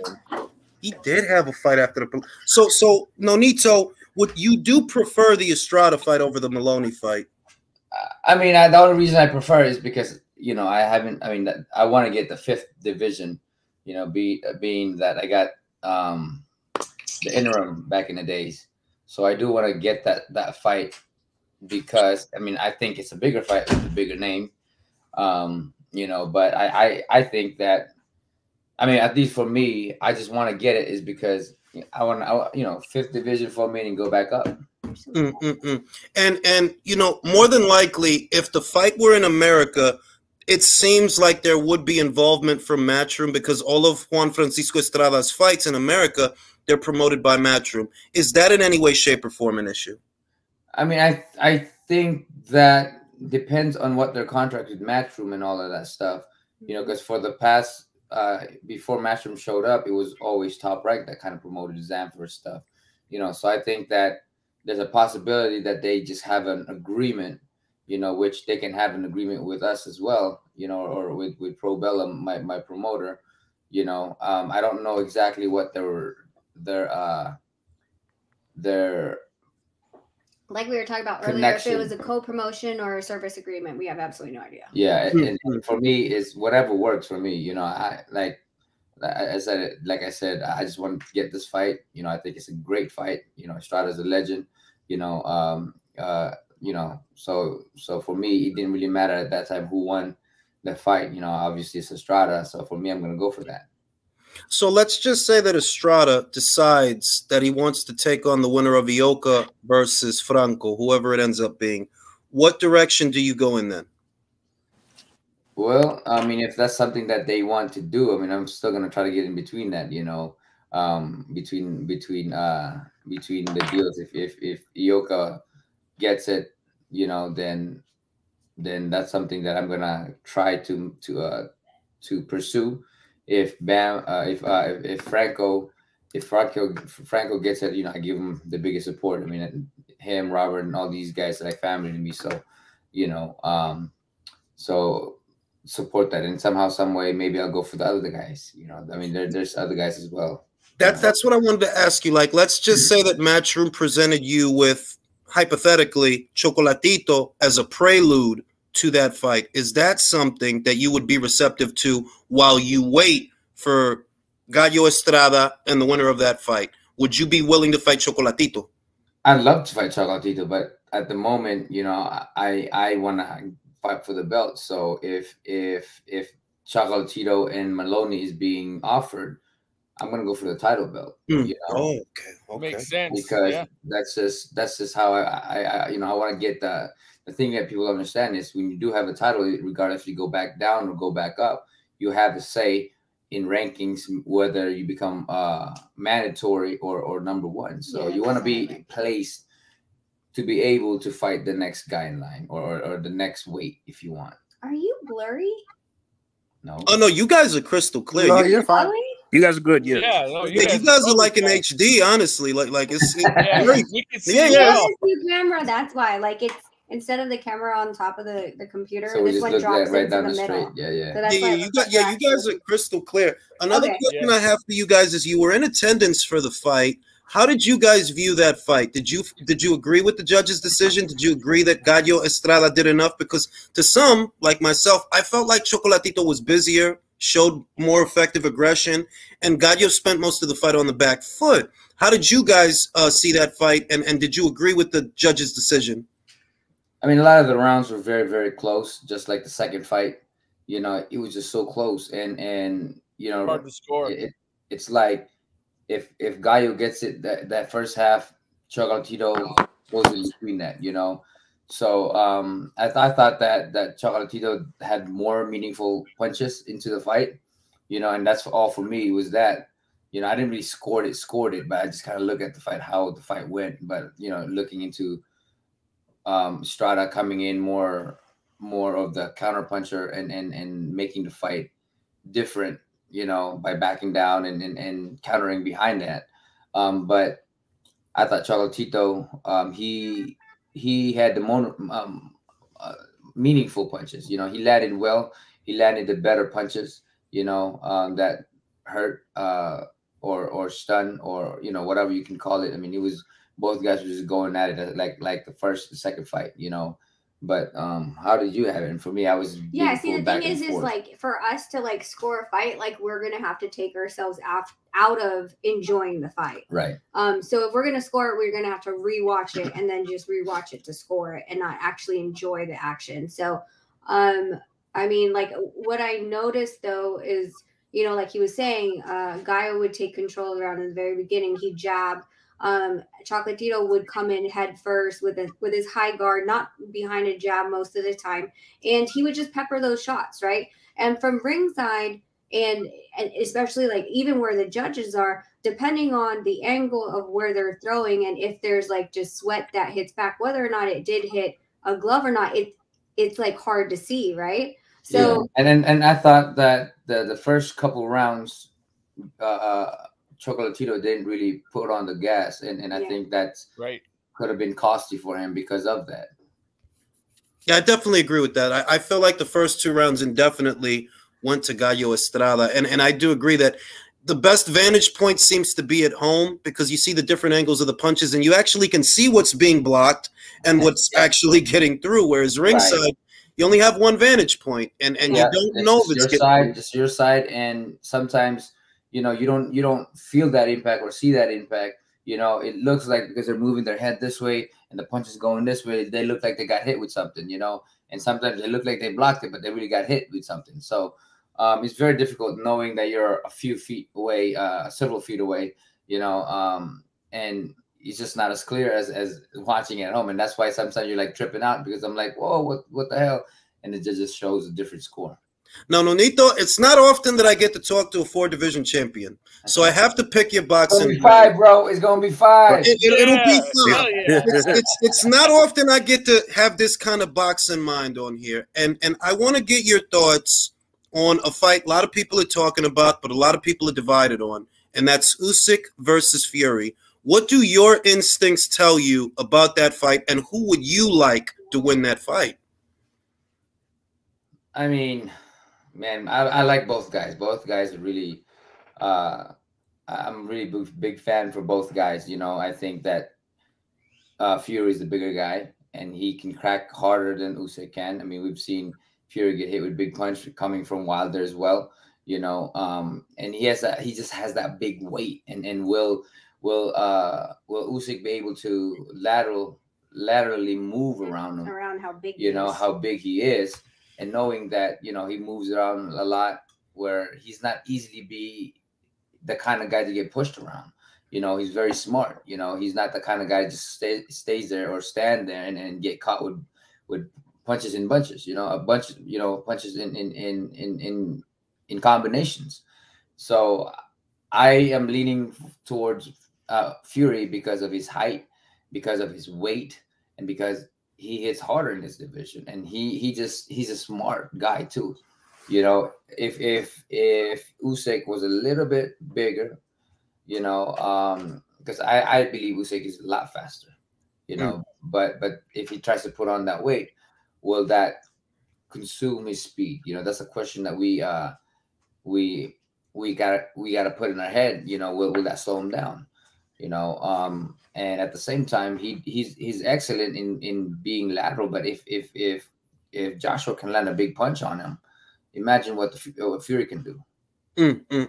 Another question I have for you is, you're 4-division champion. You know what it's like to move up in weight and all those rigors, all those experiences of having to take on naturally bigger fighters at another weight. How do you see Inoue, you know, at 122? Because that's his plan. He wants to go to 122. Do you think he'll be very successful? I think because he has the power. You know, anybody that goes up with the power, and he's still as fast as he is going to be.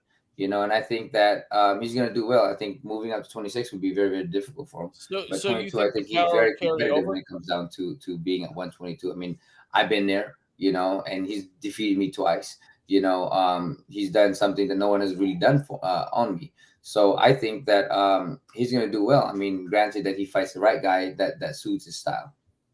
Now, you yourself have more longevity than most boxers because, and I said this a million times, literally after the Ubali fight, guys that age don't usually beat the heck out of somebody the way that you beat the heck out of Ubali, you know? To what do you attribute your longevity as a fighter? Because most guys are not world-class boxers at that age, but you've managed it. How have you done that? This one right here keeps me on my toes all the time. No, but it's all the mindset. You know, when you have the right mindset, you know, you'll create definitely a lifestyle, eating healthy, you know, not the kind of guy to go out there and then just go crazy and party like crazy. I mean, sometimes we go out, you know, but I think ultimately what carries the body is how the mind perceives our body to be. You know, when we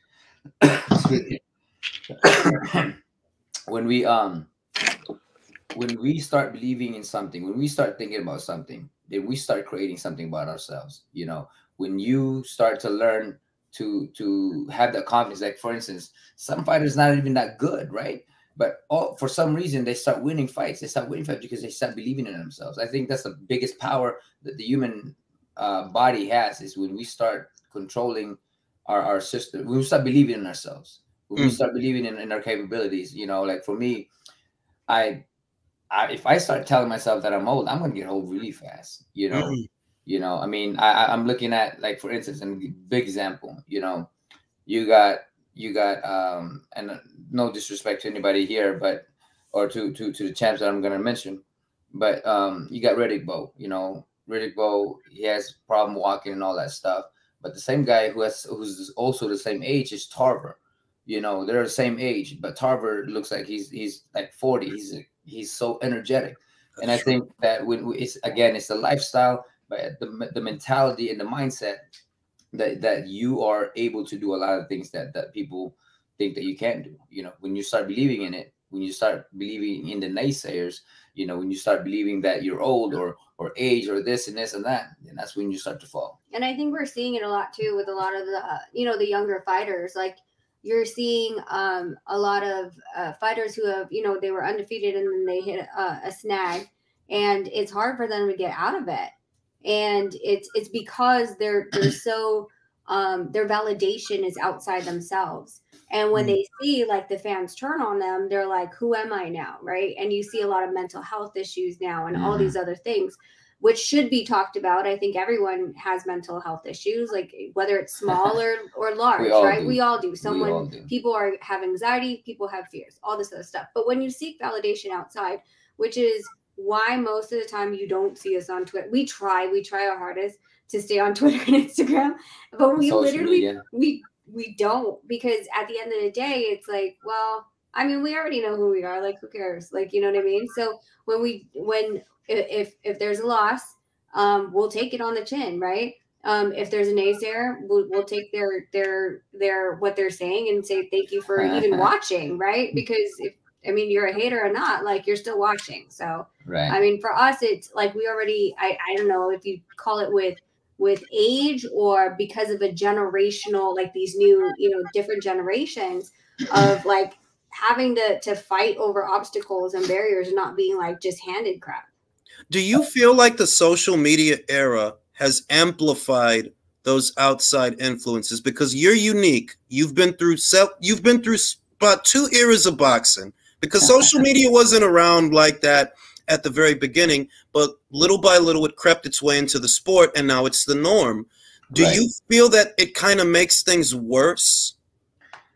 I mean, it's different because the people, like, from my view, like we came in to challenge people up their faces. I'm gonna stand in front of somebody and call them out, respectfully, of course. But nowadays they don't have that balls to do that. They're just gonna talk behind, and they're just gonna go argue back and forth, online. The world is going that way. For me, it's just difficult for me to be playing that game. For me, for me, I've spoken. It does help in a way that, like, say, for instance, if there's disrespect around, or if there's something that had happened, people, whoever's supporting you and all that stuff, you can make it big enough, like when they wouldn't pay us on the bet that y'all won, Oh, yeah. I bet on him against Ryan Burnett. Yeah. And they wouldn't pay out my dad, and they wouldn't pay me out. And wow. literally we were there for a week after in Glasgow, and people had warned me. They're like, listen, you're coming after a betting, betting people, and you don't know whose money is behind that, and you're freaking over there. And I was like, all right. So I only posted it when we were about to leave, because I was like, if I get a hit out on me, I'm gonna go home. So by the way, Jules, could I ask a question right quick? Go ahead. Hey, champ, you probably don't remember. I want to see if you remember this. When you fought Remark Gaballo last year, I think during fight week, somebody put out a tweet that said you were like a class act for translating for him in the press conference, and you were, by the way. And I said, and I responded, I said, it's still a shame he's going to knock this guy out, though. And you retweeted that tweet. Do you remember? Yeah. I remember somebody saying that. This is the game, right? I'm not inside the ring, so if I need to help somebody, I'm going to help somebody. It doesn't matter if that guy's going to be fighting with me tomorrow or today or whatever. Like, if he needs help, I'm going to help somebody. That's just how it's built. Oh, no, of course. Yeah, I said it's still a shame that you're still going to channel. When I give, I always receive.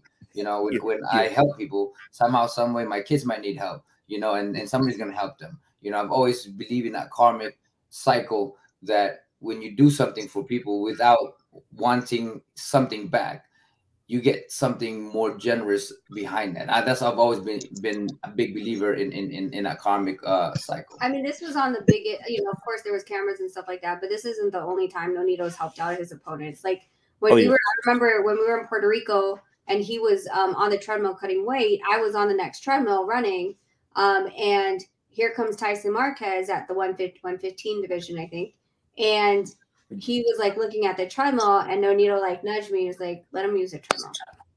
He had to cut weight too, but that's his opponent. Like most people would be like, not block out all of the machines. Do not let him. But Nonito's the one's like, no, he needs to make weight to fight me. Like let him run on the treadmill. It's fine. So I got off the treadmill for him. Are you guys interested? Can I say something? Go ahead, Sheldon. Can I say something to your point? To your point, Jules, about the social media generation. See, I've been watching Nonito since Darchinian, so back then you had to wait for the next day to read the paper to see what he said. Right. And now the way I met you guys is through social media, so I think it does help with fan interaction. 100%. But it does hurt like being here, right, and having a conversation. A lot of fighters don't do that. A lot of athletes don't do that. But exactly, there's going to be time that this is going to be the norm. Right. At least for me, I don't mind hanging out with somebody like you guys. I love hanging out with people, having great conversation. That to me, that's a blessing to me, and I'm grateful for y'all. I'm grateful for the fans. So to me, that's. But see, the difference with you, a lot of people ain't like the difference with you and Rach, Nonito, is the fact that you guys are strong enough mentally to deal with whatever a fan is going to say. Exactly. And whereas a lot of these young guys, a fan says something they don't, and they just take it to heart and fuck you, you're a hater. And that's more or less what I was referring to. The toxicity of social media. It's different now because it's a bit harder to get away from for the athletes, for the managers. Everything that happens is amplified because it never goes away. It's in a digital environment where it can be regurgitated and retweeted and reposted. Do you guys find that annoying? Because, you know, you've seen what it was like before that era. And in this era, nothing ever goes away. Well, before he answers that, let me preface this that I do have a debate in about 20 minutes. So on social media, because I was called out on social media, and this guy just decided that he wanted to come for me. So I was like, all right, I'll handle a debate with you. And so I'm just letting you know the time frame. No, yeah, it's cool. Yeah, because I'm actually very sleepy, but I don't often get the opportunity to talk to Ford. No, yeah. I just didn't want to cut out on you guys. Like, hey, I got to go down. Like, you know, so I'm giving you guys a time frame. And then, so, I mean, as far as social media from before and now, like, it's like. Well, I grew up different. You know, I grew up very, very different. You know, yeah, but I wasn't really a social media kind of person. And this is for me. I grew up really very introvert. You know, I didn't really hang around or did this with people or hang out with people or all that stuff. And it was always boxing for me, you know, and growing up, I was always made fun of or bullied because I was tiny, but I couldn't really do nothing because my pops would always tell me you can't fight in the outside of the ring. So I've always just been very quiet and the weird kid, you know, because even though I could kick the ass and stuff like that, but you know, I just kind of quiet down, you know. But this is why I think even words that comes to me, I'm like, all right, that's cool. That's your opinion, man. You know, I ain't got nothing. That has nothing to do with me. And the more that I started to grow up into it, I started to realize that, hey, it ain't nothing about me. It's you. The way you perceive me is you, not me. You know, this is how you look at me, and that's okay. However you're gonna look at me is that's your perception on yourself. You know, and I've always believed that now. You know, I started to realize that I ain't done nothing to anybody to hate me, but they don't like me is because of maybe I'm too nice, or maybe they think I'm fake, or whatever it may be, right? Ultimately, how we perceive things and how we look at things or how we come out with things is because that's how we feel within us. You know, it's like, that's just that he's just being fake or something, right? I'm like, why would you think that way? Maybe because if you're my spy, you're gonna think that way. Or you're gonna feel that way, or you're gonna be that way. You know, for me, I'm like, hey, be who you are. Think what you want to think about me, and I'm good. Like, I've always been that kind of person. The only person that really pushed that button is this person. That's it. That's the only person that can push my button. Anybody else? Anybody else? You know what? Be blessed, man. Be blessed. I give blessing to everybody, regardless you like me or you don't. You know, that's up to you. I ain't got no time for that. Now, if you had a time machine and you could go back in time to your younger self and impart one piece of advice, joint question for the both of you. You can go back in time. You can impart to your younger self one piece of advice. What would that piece of advice be? I mean, I don't even want to go back in time because I'm happy where I'm at. But if I have to go back, I'm just telling them, keep doing what you're doing. You're gonna be great. You know? I know. If I said to myself, yes, I know. Your younger self. I know my younger self. Maybe the one that tried to commit suicide. You know, would be like, hey, you know, just be strong. You know, weather the storm, because life can be hard. You know, and if once you weather the storm, anything is possible in your life. You know, like it was you know, everybody got a tough time where they. You know, for me at least, growing up, I was very depressed growing up. You know, everybody didn't believe in me. Everybody talked shit. Everybody tried to beat me up and all that stuff. You know, I came to a point where I'm like, you know what, I'm done. I'm done in this world, and I tried to hang myself growing up. You know, I was like 11 years old. You know, but I wouldn't. You know, for me, I just weather the storm, because everybody, when you weather the storm, nothing is ever the same. In all aspects, regardless if you're in the worst part of your life. When you're on the lowest part of your life, you're always gonna rise, because depression doesn't stay, you know, unless you want it to stay. The situation never stay, you know. It's never gonna be there. There's always change. That's the beauty of life, and the law of the world of life is that nothing stays the same. You have a whole letter to that younger Nonito. I know. That was just, one thing. One thing to one tell thing. Be strong, okay? Be strong. Be strong. Hey, Jules, can I ask a question? You know, like mine would just be like, just stay on the same path. Your the right time and right place will come for you. And you're gonna meet your king, and then we just have Hey, Jules, can I ask a question, man? Go ahead. Hey, Nonito. Now, I remember with the Casemiro fight, you know, that I guess apparently that fell through, but it was supposed to happen between you and him. I was hoping you were gonna beat the living hell out of that guy, and. But in the beginning, he was very rude, very disrespectful. And then it seemed like later on, after things fell through, he was much more amicable towards you guys. What happened with that whole thing? And how did he, what was it that changed him? Because, I mean, he was very, like, you know, blatant in the beginning and very disrespectful. And then he changed his tune after that. Well, I think that he was advised wrongfully, you know, to be somebody that he's not, or to be somebody that to be out there. But I mean, there's a whole story behind all of that. If you want to explain. I mean, the shortcut way is, you know, like we had arguments over Vada, but it wasn't him; it was Sean. Yeah. Who absolutely hates me. But the amicable part didn't come until after the Rigondeaux fight. Sean Gibbons was sent a contract from Tom Brown Promotions to promote the fight, and we were waiting. It was like late August they sent to him right after the Rigondeaux fight, and then September comes, October comes, and we're like, what the hell, right? We're supposed to fight in December. December 11th was supposed to be Casemiro. And it seemed like they were sitting on it, and he was over here talking on social like he always does, and we don't, right? So we're like, what the hell's going on? And someone in the Philippine boxing community actually put us on a StreamYard face-to-face. Well, they put him and Casemiro. And so basically they were talking, they were like arguing back and forth, and Casemiro ended up saying something that really clicked with me. He was Nonito, send me the contract. And we're like, and Nonito's like, I don't have your contract, your promoter has it. And he's all, I don't always get my contract, I don't sign them. And so I waved to Nonito. I'm like, he has absolutely no idea how this works. Yeah. And so from there, they kind of reached out behind the scenes, and they're like, listen, we're having problems with this, and that. We advised them, like, you need to make sure that whatever contracts you do have, that did you sign with Tom Brown? Is there going to be a contractual dispute with that?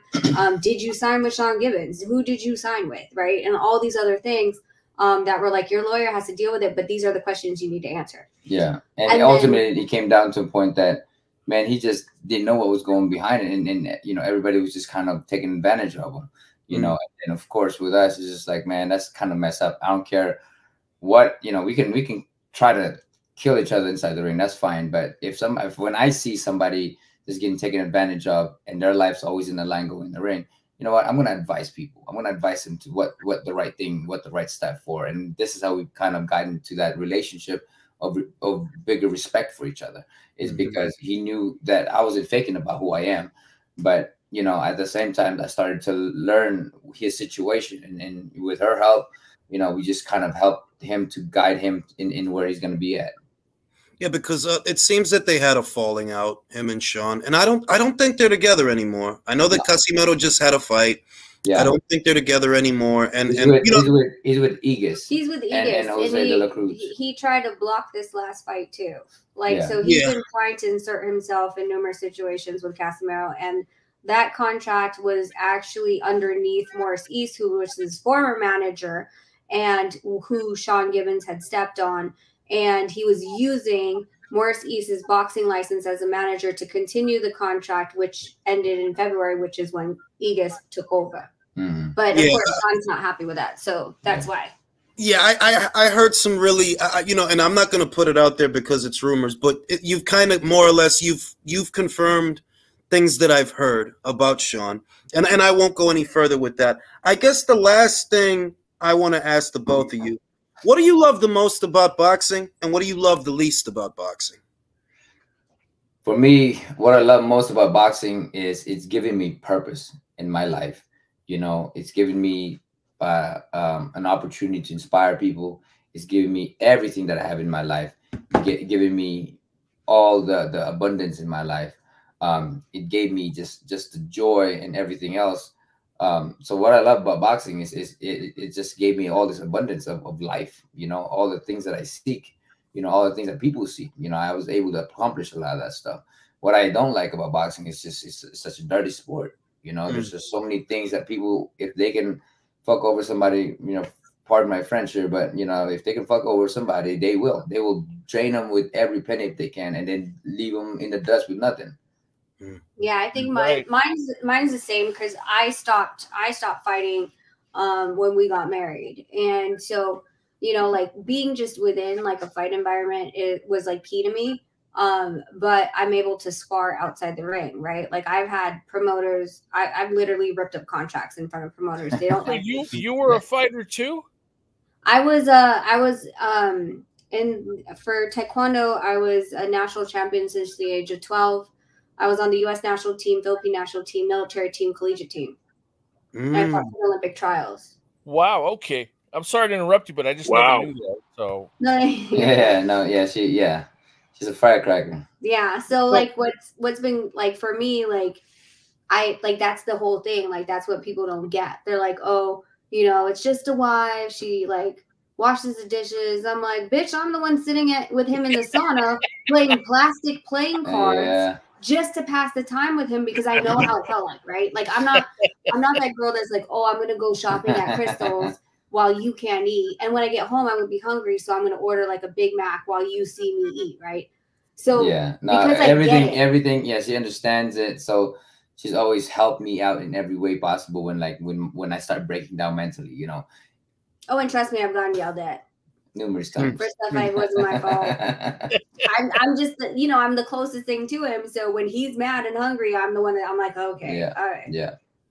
Is there any chance beyond your own career that you see about perhaps starting your own promotional outfit where you both jointly groom fighters and walk them through the process in a safer manner? Because we all know that boxing is a very dirty sport, and just like you guys said, there's always somebody waiting to take advantage of you. Is there any chance that you guys open up your own promotional company beyond? Promotion-wise, it's a very difficult thing because there's a lot of logistic going in there, you know, and it's gonna fall into her hand. Plus, she has her own business and all this other stuff, you know. One thing that we want to do, if we want to help with all the fighters, would be advising them to contracts, to fights, to all this other stuff. With, like consulting, in other words. Yeah, and we've already been doing that for years. Yeah. Like, I don't know why, but there's been boxers, former world champions, and ones that are up and coming, that have seen me like talk about contracts and things like that. And I'm like, just send it to me. And sometimes they send it to me redacted, like who, you know, of course, the numbers and who the promoter is, but I'm just trying to protect them as far as long game, and being in a situation that isn't really good, right? One of them I'll tell you, which is like my worst one, was that he was a world champion at the time. I told him, I was like, listen, you need to make sure that you're covered on the underside in case anything happens in this fight. And they didn't listen to me because I just told them what they're supposed to do, but it's up to them. Ended up losing the fight, and his minimum contract that he signed 4 years ago was like something around the realms of a $10,000 minimum $5,000 minimum purse. So they asked me, they're like, legally, can they? I was like, legally, they can. Yeah. Because you freaking didn't have a net for yourself to make sure, like, hey, I'm going to take this fight it's a voluntary and I'm going to take it. But you want me to fight this guy. If I lose, I want to make sure that my minimum doesn't go back to the 4 years ago when we signed this contract. Yeah. It's like I'm, you know, at least buffered to some extent instead of dropping that low. Wow. Dirty. A lot of contracts are pretty much like that, you know, and all these kids are signing it because they're excited, you know, they're excited, but they don't understand that the reason why they came to you is because they want you. So you got to make your offer. You got to make your self worth something to you. you know. But a lot of kids are just they're excited, and that's the same way that I was. They just see the money on the line. Yeah. So that's why I'm just like, I don't even care about the money. Don't show me the money. That's fine with me. I'm showing you what can protect you and how much it's going to, like, for example, the one that I don't like that I see in contracts, okay, it's a 4-year term. And then they go, if you become a world champion or ranked #1 or mandatory in any of the 4 sanctioning bodies, then we add 5 fights on the back end. So now you're what, 5.5 years? If you defend it or win again within those 5 fights, we talk on another 5. Yeah, so is it in your best? You might as well just lose. It's just rolling. It just keeps rolling and rolling and rolling, and you know these guys don't know what to do with it. You know, they don't know what to do with it. They don't want to stay inactive for the longest time. So they're just gonna comply with it. That's crazy that they can add 5 fights to a 4. That's crazy. Yeah, that's wild, crazy. Man. That's and you know, that explains a lot, because I often wonder what's the term limit of some of these contracts for some of these young fighters that seem like they're trapped. Legally, it's supposed to be 7 years, but depending on the state that it's signed in, there's a huge loophole. Right. Ouch. Christ. Now, which weight are you going to fight at next? Bantam or super fly? Well, whatever is given to me in terms of the offers or the next fight, whoever else, you know, whatever comes to open up, you know, like say if Gallo somehow wants to make that fight happen with me, then man, that's the fight I want to fight, you know. But then I don't want to waste time and let go where I'm at, where she put me in terms of being ranked in the bantamweight. So for me, if that opens up too and nothing's materialized in the other side, then it's going to be bantamweight, you know. So, but I do want to go back down to Superfly because of that's the only one. That's again, next time, you know, it's going to be 5. It's going to be 5 division. 5 division champion. But I gotta go. I have this one plan that I have to debate. I was just about to say, it's been a pleasure. Y'all welcome anytime. Thank you for coming. Thank you. Gotta ask one more thing. Shout out to people downstairs too, man. Make sure you guys hit the like, subscribe, and notification button, and we'll catch you on the next one. Hopefully. Yeah. Thanks, you guys. I appreciate you. Have a happy holidays too. It's great to have you guys here. Thank you. All right, bye. And that was the Donaire's Ladies and Germs. Jules, this was a great live, man. I was not expecting that. On that note, I'm very old. I'm very old. I may not look it, but I'm very old. You're not. And I'm going to go to sleep. Okay? Thanks, Jules. Good Great night. stream. Talk to you later. Catch y'all on Saturday, whether it's Crawford or Evanesian or Lopez and Martin. I'll catch you. Thanks, Jules. Have a good night, brother. Thanks for having me on. All right.